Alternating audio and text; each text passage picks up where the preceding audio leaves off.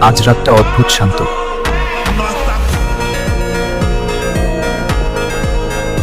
তোমরা কি অনুভব করলে? ওটা কি জিনিস? আকাশে একটা ফাটল, শক্তি বাড়ছে, তৈরি থাকো। ইস, মানুষদের সরাও।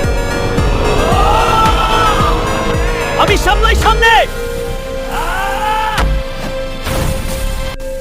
ওকে ছুঁতে দিও না। এবার শেষ।